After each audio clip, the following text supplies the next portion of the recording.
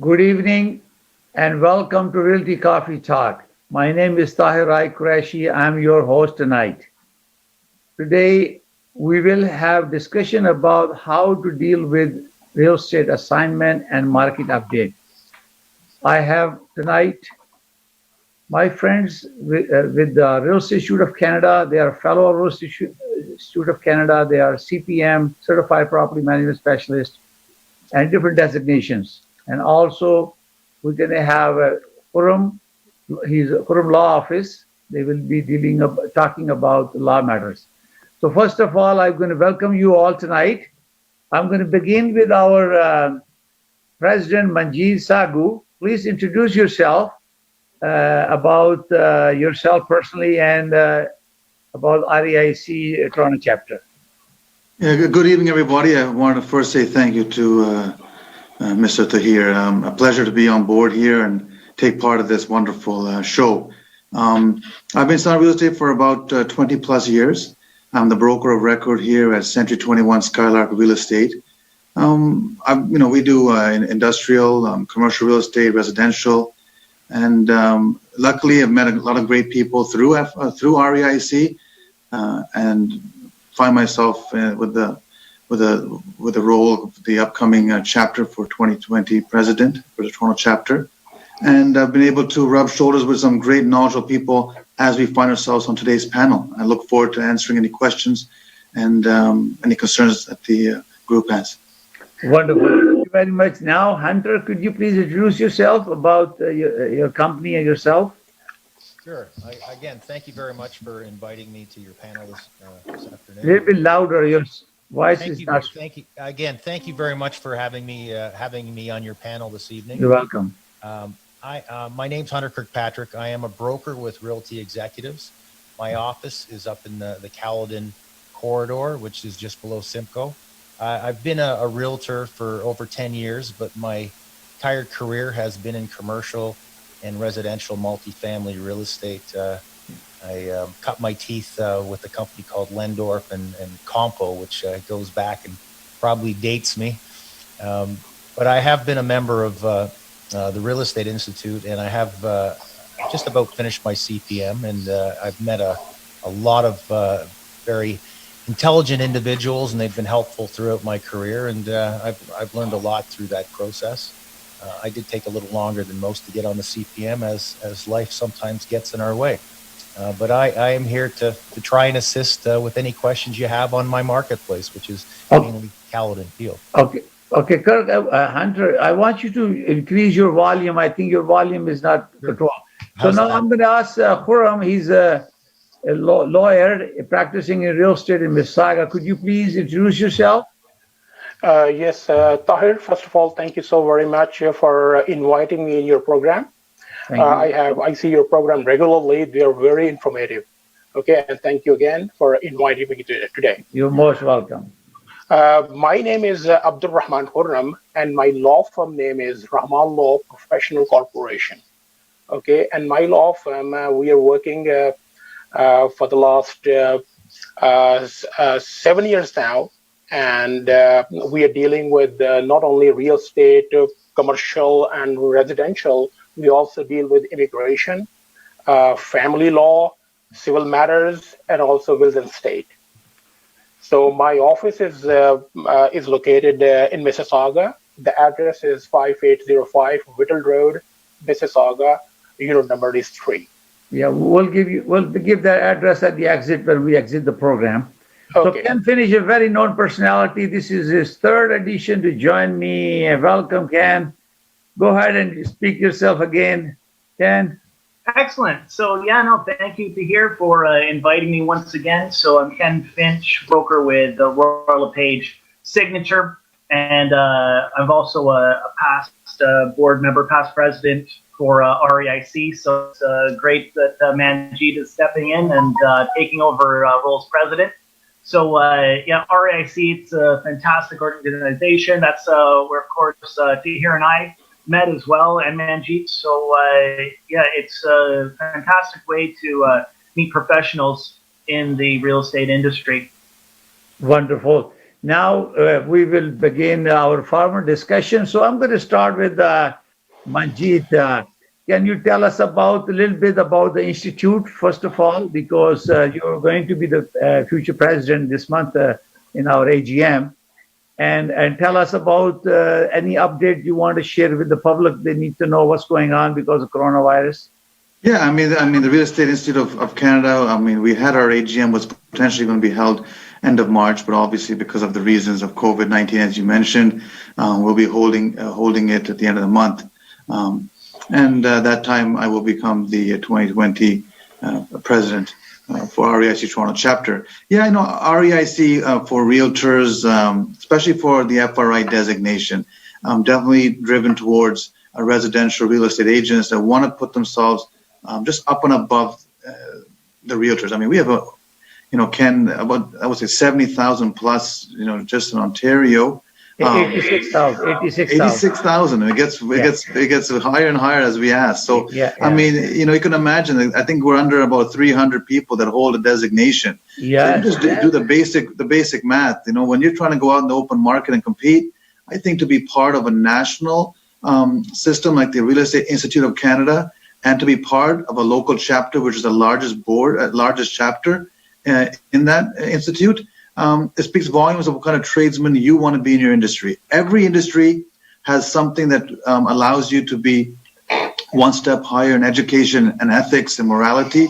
And for us as realtors in the residential perspective, I humbly believe that REIC is that. Yeah, amazing, because I tell you that when I compete in among us, we all compete with each other. But when you are a fellow and you know that you are dealing with the highest professional ethic and standards they apply, and our designation is recognized across Canada, even though our license is strictly for Ontario, but we have a network of diverse designation program where we can derive the strength from them and use them in British Columbia. Without losing a business, we can share our business with our people and refer to the same people, because we have a confidence and trust in leadership and quality and ethic that we follow. And competency level is amazing because we're all expert and leaders in real estate. And this is amazing. And to hear your comments are quite precise. I know yourself, myself, and Ken, just to mention the people that are on the panel here, have discussed this. When you're going there on the open market and you're trying to compete with 3 or 4 agents, it is amazing when you just ask the consumer, does anyone else here hold any designation from the Real Estate Institute of Canada? And I often say, well, if they do, give them the listing. If they don't, ask yourself why you want to give it to them. Amazing. I tell them, everybody wants a CD player in their car. Nobody wants a cassette player, right? So try to get all the bells and whistles if you can. That's amazing. That's a very good example of it. Because they can't find them. They have, we're not even a 0.001% of the total people. And the amazing part is that you learn the skill set, and especially when you're networking and dealing with the other people. And we have FRIs that are 50 years in FRIs. Yeah. And that experience they share with us when we go out for our seminars. And Ken, you know that. You can share something about the same thing. Oh yeah, no, definitely. It's it's a great organization. The REIC does about one event per month. So there's building tours, seminars, networking events. So yeah, it's a great way to network and increase your knowledge in the industry. So now Hunter is in the process of getting his FRI in CPM. So let's see, where do you practice in you said in Bolton, correct? We can't hear you. I'm in Caledon. Can you hear me? Oh, Caledon, yes. Now it's better. Caledon. It's funny. I grew up at the dinner table. My father had his CPM and FRI for about 30 years. He was given the 30-year pin a couple of years back. So, you're not having to preach to me, because I grew up listening to it. And I've been in the real estate field for about 30 years myself now. Amazing. It certainly, it certainly sets us above the rest of the crowd. I can attest to that. And that's why I'll be, when I have a few more minutes, I'll be pulling off the FRI and CPM. And, it's I do believe it's a high standard that we have to follow. Simultaneously, can you share with us any market update or anything in your area that you want to share with us right now? Anything you want to share? You speaking with me still? Yes, yes, Yeah. yes. Well, I mean, I think we're all experiencing this COVID-19 has, turned the market on its head. We don't have crystal balls, but there are some trends that are sliding through, and I'm not sure that all the other marketplaces can. Maybe you'll attest to this as well. But in speaking with my colleagues and watching our marketplace, the last week or two, we've certainly seen an increase in people wanting to come out again, look at homes, buy homes at this point in time. There's a variety of reasons for that, but I did some quick stats on my marketplace just for this call. And, prior to the middle of March, we were seeing 17 sales per week up here, and now we've dropped down to 7. But what's very interesting is that over 2019, the value of our properties on average has gone up by 8% still, including April. Yeah. We're seeing the last couple of weeks, we are seeing listings that have been on the market for a short period of time, and they're getting multiple offers again just because there's not enough inventory out there. Yeah, good news. Good news I want to share with you today is that in April last year to this April, we have a 1/10% increase in sales, and which is a good sign.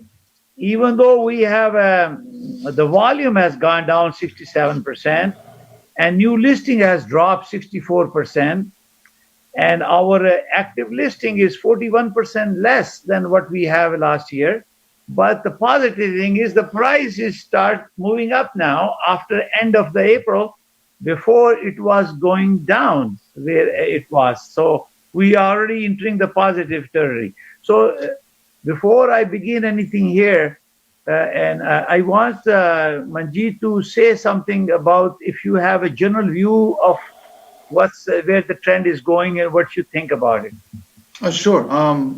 Like I always say, I'll give my disclaimer. Everything has an opinion, and this is just mine. And like Hunter said, I grew up on a dinner table. My father's been a realtor for 35, maybe 40 years, owned brokerages, and I have actually sat as a child and seen recessions and 3 or 4 years where things were tough. And I can tell you this, that stats are great. I was driving today around Markham and showing a couple of homes to a friend of mine with the mask and the gloves on, with COVID protocol.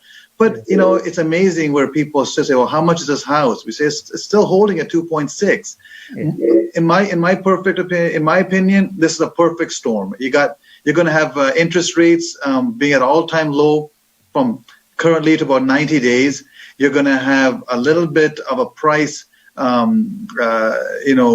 holding where normally our prices would only be going high at this point. So where at one point you might have been at 2.79, you might qualify at 2.49, 2.59, get that interest reduction on your payment. Great time to up a house if you want to. If your job is intact, this is the optimal time. I don't see why people should be underconfident. We talk about 67%. That was a stat that it was multiply on CP24. Yeah. But we had a great guy that's a fellow REIC. Ken, you'll remember this comment. You cannot judge Michael Jordan shooting a basketball if you tie his left hand behind his back. Michael Jordan, given a two hands, is going to sink that basketball. And we're judging an economy, a Toronto Real Estate Board, when you tie the greatest shooter of all times, his left hand behind him. No. In fact, I think Toronto is a country on its own. We're a country within a country. Our economy with 150,000 people that come here, they don't come like my father did in 1979 with $100 in his pocket. They come here, they invest, they create jobs, they want to buy homes, and I just don't see our economy dipping down. I see it Tahir like 09, a slight 8 or 9 month underconfidence, and we're going to zoom back. And when we do come back, like a tsunami that will supersede the original line. Absolutely. I've been saying that the third quarter we're going to move toward positive territory, and even if April report is telling me average price is going to positive, because that price is the one that's going to dictate the market trend. So it's already showing positive. I said in third quarter it's going to be positive, but the fourth one, be ready for it. It's going to be flying very high. And I agree with your assessment. So now, Khurram, I'm going to come to you before I go to Ken. When we have this pandemic and lots of issue in terms of maybe a lot of people lost their job and they have some purchases, they were trying to offload them and they might want to, they have a problem with a mortgage and they want to do some assignment of their agreement if they're dealing with a builder or some very rare cases we have a resale assignment. But what do you think that how the assignment contracts works under this situation? What are the components? What is required in order to do an assignment? What is the legality of it? Which contract can be assigned or not assigned? Can you give us some legal point of view? Okay. So, well, yeah, definitely we are going through very hard times, and some people made some decisions a year ago or probably a couple of years ago, and now they are having this pandemic, and they are having issues with getting the mortgages. They lost their jobs and all that. But you know what? When you sign an agreement, especially in pre-construction, as you said, generally this phenomena is used in pre-construction. Okay, and resale, it is very rare. Okay, and but regardless, the assignment is the discretion of the vendor. It is, and it is part of the agreement. Yes, everybody knows the builders are selling their project, offering assignment of agreement, assignment clause. They generally call it assignment clause. So if they allow, then definitely you have to go through the process. Sometimes there are some fees applicable if you're looking for assignment, and you have to pay those fees and all that, and then they have to read. Actually, technically, even if there is an assignment clause, you need their consent in order to assign the agreement. And most of the time, rather 100% of the time, assignment documentation is prepared by the lawyers of the vendor, which is the builder. So once assignment, of course, you pay your all fees. Generally, it is paid by the assignor. Okay, assignor is a person who originally signed the agreement with the builder, and now he wants to assign it to somebody else. Yeah, and Khurram, what happened is in new construction contract, realtors are involved with that, and we use via form to negotiate. We have a special agreement that deals with assignment, and we make sure the buyer and seller, assignee and assigner, both agree to the terms prior to walking to the builder. Even though all permission has already been obtained, and we negotiate the contract value, the price, the deposits, terms and conditions, those things we negotiate. So we have to keep in mind the realtors are involved with that. No, definitely, realtors are involved. But the thing is, assignment is after the fact. You sign the agreement, agreement of purchase and sale, which is OREO form, right? Yeah. So you guys sign it, but sometimes we also see private deals. People are assigning on their own. There are private deals as well. But generally, you're right. Generally, people are using realtors, okay? And once there is an agreement in place, okay, the agreement is sent to the two lawyers, one for the signer, one for the assignee. And generally, the assignor lawyer contact the builder's lawyer and ask for the assignment. And the builder's lawyer prepares the documentation, provides some documentation or direction to the lawyer to prepare the documentation, okay? And all the documentations are prepared according to the agreement terms and condition of the agreement when it was initially signed between the purchaser and the builder, and any amendments, if any.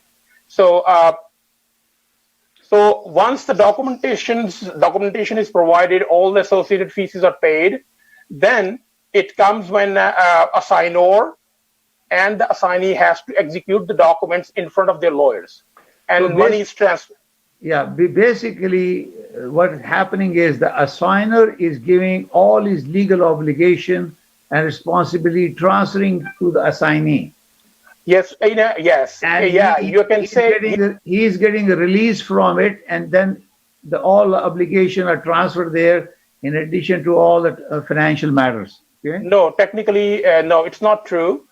What happens is assignor is still responsible for all covenants, all obligations, and of all the terms and conditions mentioned in the original agreement, Until until the title is transferred to the assignee.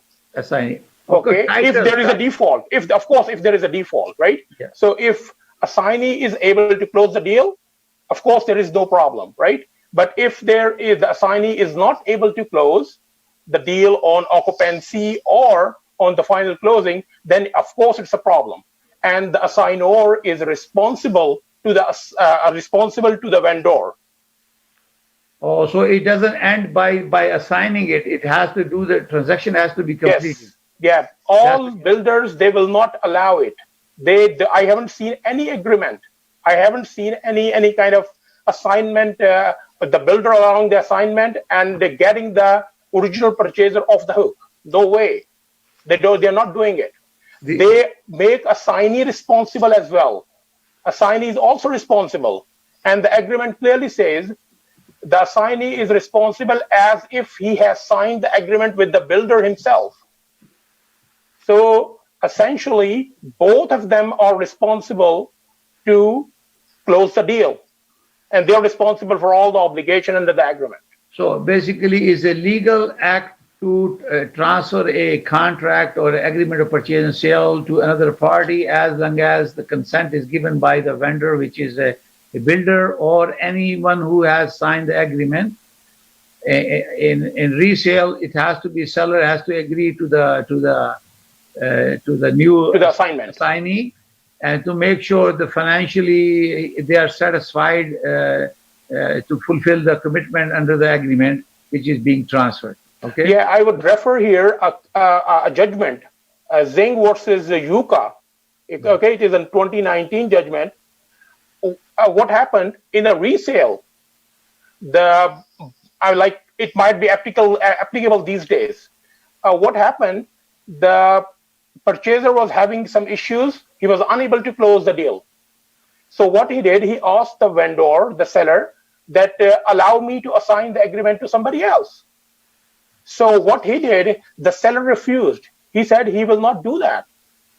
Okay, so what they did on their own, they signed an assignment agreement with the new buyer, assignee. Okay, and then later on, seller refused to sell. Okay, they end up going to the court, and the judge said that the assignment agreement is null and void ab initio, because the vendor, the consent of the vendor was not taken. Okay. It was not allowed by the vendor. So I mean, you guys should be very careful on this. Okay, in 1 minute we're going to be going break, but before we do that, we want to talk about this particular assignment. It has to do with the flipping the property also, and that is why when you're doing an assignment, it's very, very important to make sure that the buyer or the assignee who takes over the property has to declare income to the CRA, because if they are flipping the house or not assigning the property and flipping the house, and they make the money, they don't declare it, CRA will come after them. No, they ask for the SIN number now. When you do the deal, the builder is asking for the SIN number. So they are, I think probably now the builders are bound by CRA to provide the information. Who assigned the, so they are taking this as an income. Yeah, this is a new rule now, because after a few few years, the people were buying and selling new properties and writing false certification to get a rebate. So CRA went after that, so they set up a system. The builder reports them. So we're going to take a break for a few minutes, and then we'll get back. Stay tuned.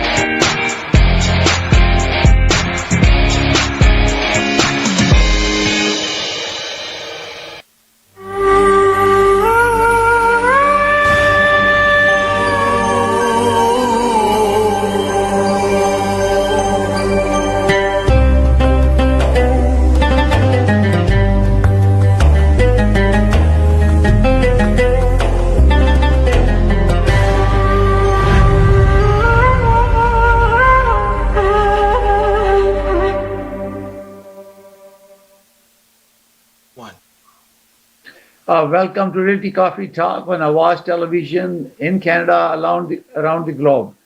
So we're going to continue our conversation. So Ken Finch, can you share with us if you have any experience with the assignment of contracts? You are a FRI, fellow Royal Institute of Canada, you're a CPM and certified property manager, and dealing with a very high transactions. So could you share with us if you have any experience with assignment of real estate in resale or construction? Yeah, no, definitely. So yeah, no, it's extremely important to use an experienced lawyer. That's what my clients have learned, because it's so different from a typical resale or even just buying directly from the builder. There's a lot more upfront money. Some people, they're looking for a resale and to put down, say, 5%. But, the closing costs can get to be a lot more, paying for all the development levies and, the deposits that the original buyer has paid. They have to, pay out that money.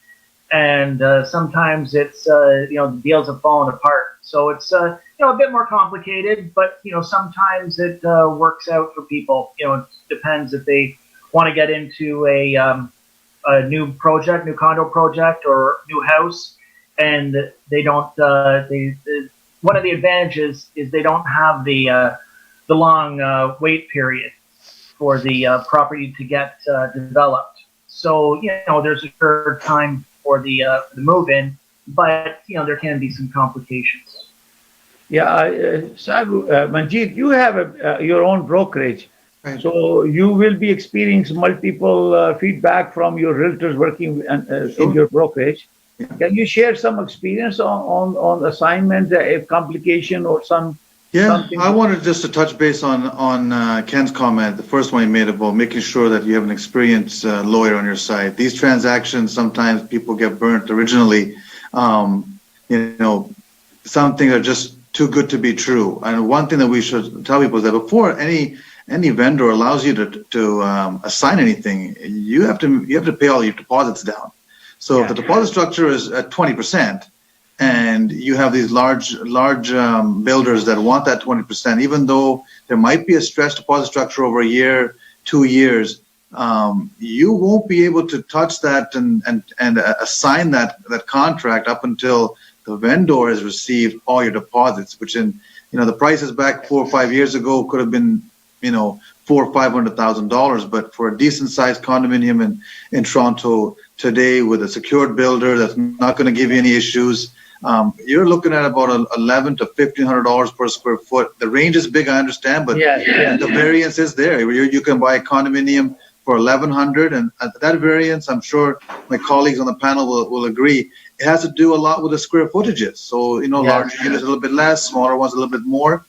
and it's not easy to give 20% down. You know, we're going to be in micro condos very soon, where they're basically rooms of 400 square feet, and people are just going to have a depot. And I don't think people ever thought we'd be there, but in a few years we will be. Yeah, today I just have a contract. I'm signing an assignment for someone closing on 26th of this month. Yeah. 26th of this month. And he has a mortgage, but he was thinking that can we sell it, 5-bedroom. So if somebody's looking for 5-bedroom, less than $1 million, give me a call. I did want to share one thing that Khurram had mentioned about, no vendor and no landlord. If you look at, you do sell something in commercial, they're never going to let go of anybody until they're fully secure. They're not going to let go of a subtenant, a tenant, an assignee. They don't care what you want to call yourself, but until their money's closed in pocket, no one's getting away. That's right. No, this is the reason is the conversation today, because I am very pleased that we have a fellow of Real Estate of Canada here today, and graciously giving their time to come and speak to people, my viewers, because they need to be educated. It is not as easy as it sounds. And first of all, when they go to the builder, they stay all night up, get in a queue and get the number and buy the property without reading anything. And when they reach the point where they lost their job, they can't get the financing, they are struggling to save their deposit. Some people have 100,000 deposit. I have seen it.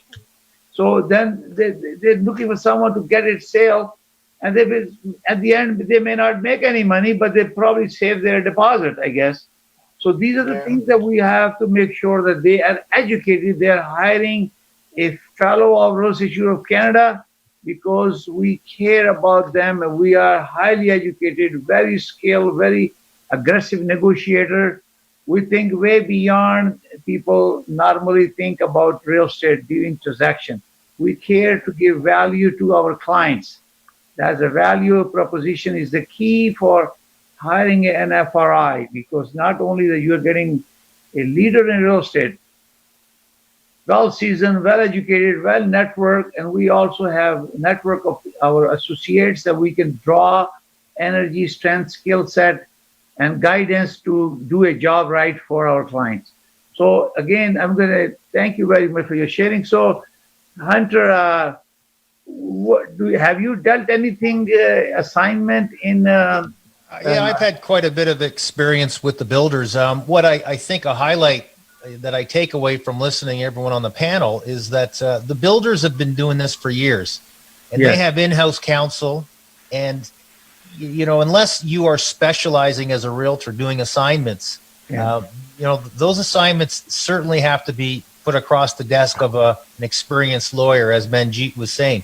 I mean, these documents aren't written on our standard forms. It's not our assignment agreement. It is the builders, and we have to be extremely careful when we represent our clients on that level. Yeah, oh, definitely. Without a lawyer, you can't do transactions. Yeah, definitely. Yeah, Tahir, I would like to add here that, like, for example, when you have your assignment of agreement of purchase and sale, right? Yeah. So assignment of your agreement of purchase and sale, the Schedule C is generally, is your original agreement of purchase and sale signed between the assignor and with the builder, right? Yeah. So that is actually the Bible. All terms and conditions are there, and sometimes people try to save some money. That agreement must be reviewed by an experienced lawyer. Yeah. He should go through each and everything, and he should explain everything to the assignee that these are your obligation now. Okay, and he will be bound by the contract as well. He is as responsible as the assignor.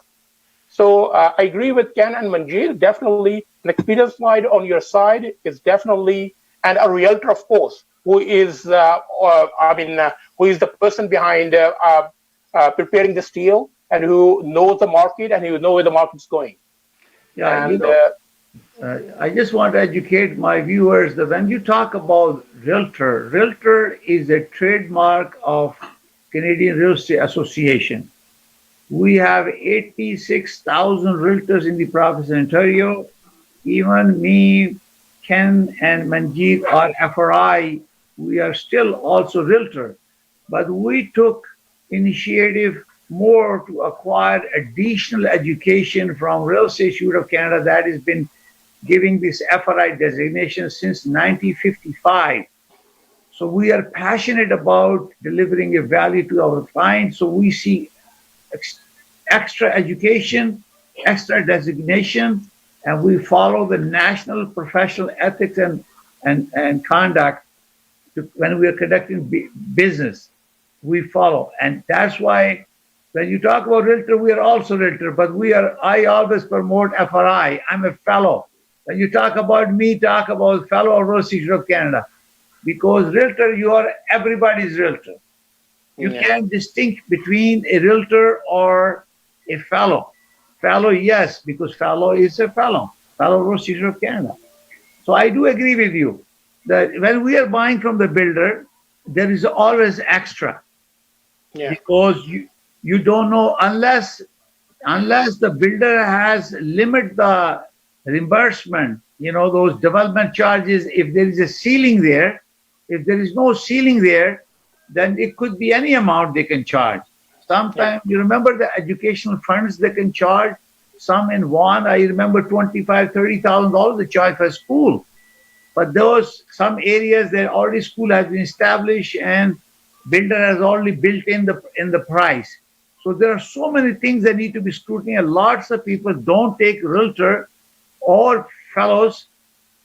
We are also realtors into buying and selling. They worry about commission, 1 or 2% commission, but they don't think about the value. We save their skins because the value that we will negotiate to make sure you understand everything.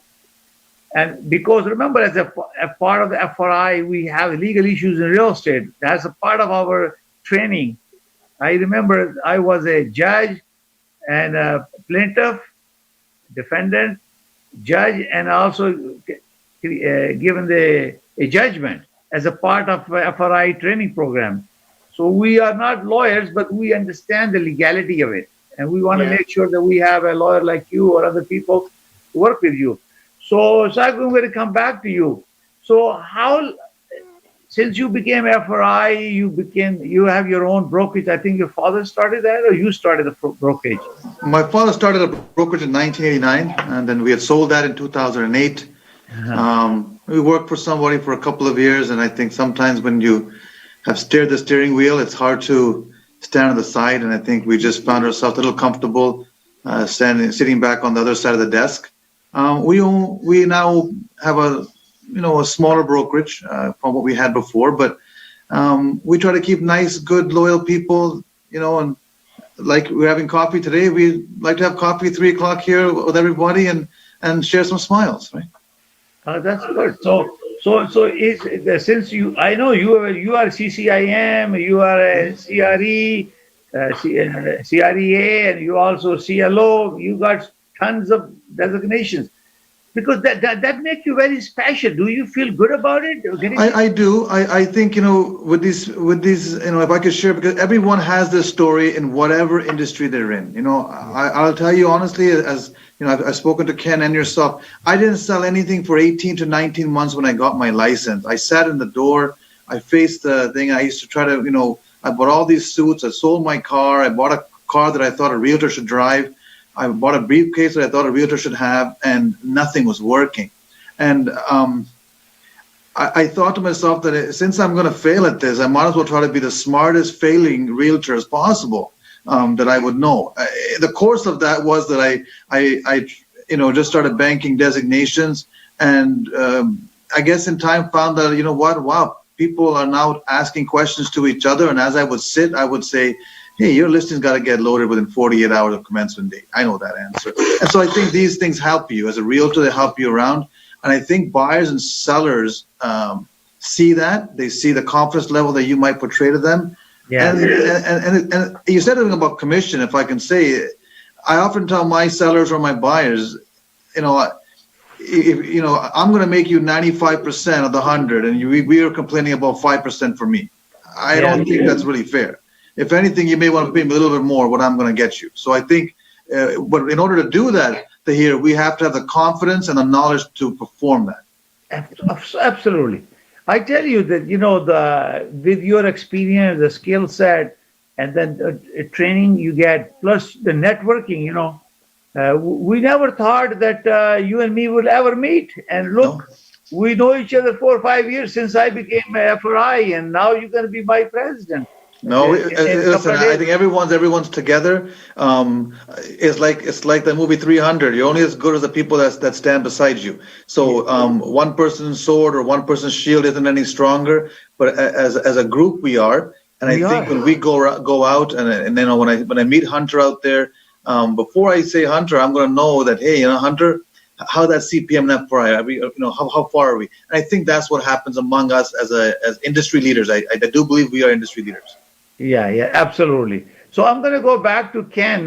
Ken, you want to share something that helped you to excel? You became FRI, CPM, and some other designation. You ABR, I believe you are. Yes, yeah, no, definitely. Tell So yeah, me I've also got how ABR. uplifted you this business, real estate business, because of this designation you got from Real Estate Europe Canada. So it's great because I started out as a CPM, and that's how I entered into the real estate industry, and then I received my real estate license, and so I thought. I'll get my FRI designation. So it's been great because it gives you a chance to network with like-minded professionals. I know if there's any building issue problems. I do some commercial real estate transactions as well. So if I have questions regarding commercial or office space, I can call up a CPM and get some good information. Get some good advice. So it's great for networking, great for getting information, and just connecting with the other realtors, their FRIs and CLOs, certified leasing officers. It's just they're all at the top of their game. So you're dealing with some experienced professionals. So it's always good to be able to connect with the leaders in the Yeah, I industry. know. It's amazing because I remember that when we connected. Khurram, final thought on your side in terms of legality. Any special thing that you want to tell us, and then you leave your phone number and contact because we're going to round up soon. So any guidance? We know that whenever there is assignment, if you're dealing with assignment, you must hire a lawyer. You must hire a realtor if you are working with a realtor. If it's Yeah. buying through this, make sure all the terms and conditions are attached to your agreement of purchase and sale before you go to the builder for reassignment. Make sure the consent is already taken before you put the property in the marketplace, because a lot of restriction from the builder not to put uh, property in the market if they are still selling their subdivision. They won't let you sell it. So I have right now a listing which I'm getting assigned today, closing 26, 5-bedroom home, less than $1 million, and the builder doesn't allow it to online because they're still selling their inventory. So anything you want to say? You got 1 minute to say whatever you want to say to my viewers. Okay, yeah, a couple of things, Tahir, before I go. Uh, uh, the first thing is the both assignor and assignee, okay, must understand the original agreement of purchase and sale. From the assigner point of view, if he wants to assign, he should know generally builders don't allow you an assignment until 90% of the project is sold, Yeah, generally. And also, they have some deadline after which you cannot assign. yeah, Okay, so you need to understand if the occupancy is coming is coming very soon, so they will not allow that. And other than that, if you paid the deposit for 10% on assignment or assigning the agreement, they might ask 10% more to make a 20% deposit. So yes, this is assigner must know. Okay, so and for the assignee's point of view, he must have done all his paperwork. But again, if he has a good realtor on his side, and if he has a good lawyer on his side, okay, so the lawyer can review the agreement of purchase and sale, the original agreement of purchase and sale, which is quite kind of a complicated legal document. Yeah, It's very a complex. 90, 100 pages document, has so many technical schedules. Developmental charges is the one of them. Developmental charges, other things, other caveats, obligations, and all that. So the agreement must be reviewed before he signed an agreement. Must be reviewed by a lawyer. Okay, All right. and yeah, I mean, I think You want to, probably you want to leave your number, please, because we're running out of time now. We got a short time. I have to okay. give everybody a chance. So can you leave your phone number and office number, whatever? Okay, definitely. My office number is 905-232-1155, and my email address is info@rahmanlawpc.ca, and my website is www.rahmanlawpc.ca. If you need any legal help, please contact my office. Thank you. Thank you very much. Now, Hunter, could you please give last minute, leave your information, contact information, any message you want to give now regarding assignment or anything you want to say? 1 minute, please. Yeah, not so much on assignment, but I think that we all need to stay positive. I agree with the panel today. I do believe the market, we're going to come out of this like a storm. There's going to be an awful lot of people looking to do what they've been sitting back and waiting for, which is either downsizing, upsizing, moving to a different location. There'll be a lot of different factors, and we're not going to know for several months, but I feel very positive on the market going forward.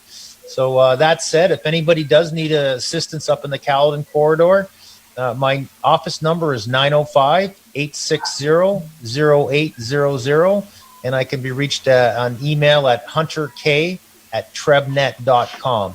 That's TREBNET.com. Thank you very much, Hunter. I'm going to ask Ken, please, 1 minute. Yes. Well, yeah. Thanks. So, yeah, the market is changing, almost on a daily basis. Right now the activity has increased quite a bit. People are taking precautions. So, the volume had dropped so much in the last, month and a half. But, it's the spring market, right? Cyclical market here for the real estate industry. Springtime is the busiest time. People were planning to move, and so it's we're seeing a lot more activity as the warmer weather comes. So Can you want to leave your number, please? Your number? yeah, for sure. Yeah. So it's Ken Finch, and any questions or real estate assistance in Oakville, feel free. Anyone reach out to me, 416-520-5544. My website is kenfinch.net, and the email is realtor@kenfinch.net. Thank you, Ken. Manjit, your turn. You're the last. Okay, I appreciate first on, last off, I guess. Yes. So I think, what, someone asked me once, here, when's the best time to buy real estate? And I remember my dad telling me, he goes, whenever you can buy it. And so That's right. 99% of all billionaires in the world never made it their money in the business they made it. They made it through bricks and mortar. So there's a good feel about kicking concrete, kicking bricks, and seeing what you've bought. If you can get into a property, get into it. Don't become that Monday night, quarterback thinking about what the past should have went. If you can do it, get a good realtor on your side. Make sure him or her can give you good guidance, and they can help you. It's a 10, 15-year path. You're only going to retire through income streams, through selling your home, buying another one. The only way to beat the infamous CRES is to sell your matrimonial home and buy another one, and eventually downsize, and you buy the same house you did 15 years ago for cash and bank the money. It's a simple system. The right team around you can make your right decisions. And you want to leave your name and a phone number, please? My name is Manjit Saggu. My office number is 905-673-3100. My cell number, call me directly. I'm a very easy person to get a hold of, 416-414-4241. And my website is www.teamsaggu.com. Thank you very much, my panel. It was very exciting to see so many fellows of Real Estate Institute of Canada today in my show, and also potential candidate for FRI and CPM, Hunter, and also Abdur Rahman, Khurram, lawyer. Thank you for your time. I take this opportunity on behalf of Realty Coffee Talk and Awaz Television to thank all our medical staff, doctors, nurses, first aid, police officer. Thank you for your service, trying to help the sick people and also protecting us from spread of coronavirus. We thank you that you're taking risk, putting your life to protect all of us. We thank you. We salute you. We love you. We are there. At this time, Mississauga Real Estate Board is doing a fundraising for Mississauga Food Bank. So I request all my friends who can give donations, please give all the food banks in your city, in your area. Help the needy people because you are in a capacity to help them. So for me and on behalf of Awaz TV, good night. May God bless you all for joining and may God bless Canada. Thank you very much. Bye for now. Thank you.